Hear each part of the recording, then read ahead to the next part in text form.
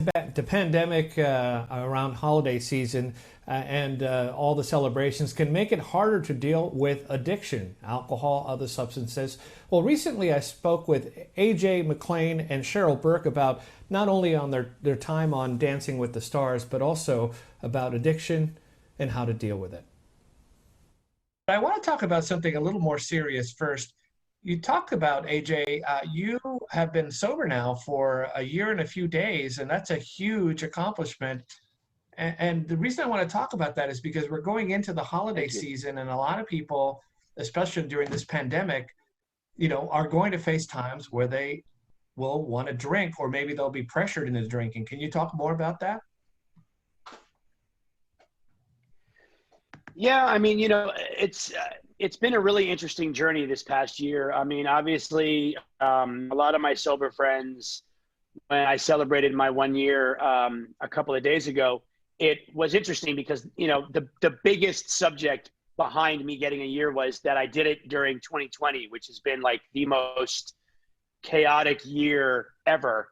I mean, since I've been born, this has been the most craziest year ever.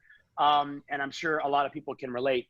But I mean, look, going into the holidays, that's the thing about for me to be able to have an outlet like my Zoom AA meeting that I do every single day and have since the first day of lockdown has been very, very helpful for someone like me. The holidays are for happiness, so hopefully everyone has a great, safe holiday. Yeah, and you said something, one day at a time, really. I mean, it gets too overwhelming if you think beyond that. Cheryl, you said something that I read that you used to actually maybe take a quick drink before interviews. Is it because you were nervous? Because I did that in the beginning of my TV career where I thought, I'm so nervous, I'm going to take a swig of this. It didn't continue, thankfully for me, but I heard that you did that. Absolutely, yes.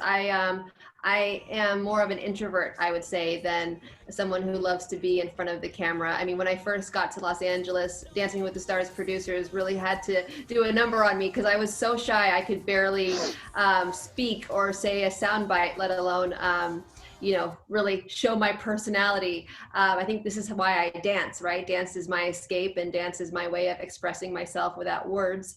I wasn't one that was really great with her words, but I've definitely learned along the years. But yes, I definitely used to take a shot at tequila before. It didn't matter what time it was. I was just so nervous, even doing red carpets and stuff. No longer obviously doing that now, but I used to in the past, absolutely. Well, it's not all talking about serious stuff, which I applaud you for, but pretty messed up this podcast. You guys do have a lot of fun. You guys have become really good friends. Tell me about some of the things that you bring to your listeners. Well, we have. I mean, the show is really about each of myself, Cheryl, and Renee's experience, strength, and hope. I mean, that's what we're doing on the show, is sharing our stories. And we got some humdingers, I'll tell you that. Between the three of us, we could write a book bigger than War and Peace with the stories, I'm sure. We may all end up single afterwards, but you never know. Totally. I think what is so great about the show is that we try to just be as vulnerable as possible and just make the show very relatable to anyone out there that's dealing with any kind of mental health issues, whether it's, drugs, alcohol, depression, anxiety. It doesn't matter. Whatever it is, everybody out there has something that ails them, whether it's, whether it's depression, whether it's anxiety, whether they're struggling with drugs or alcohol. To hear three people that you may look up to, or three people that interest you, that you can relate to,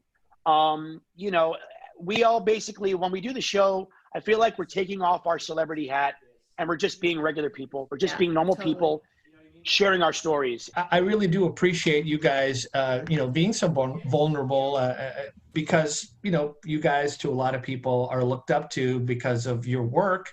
You're not just, not to say that, how can I say this? People look up to you, and to hear that you guys are sharing such personal information, I think makes a difference.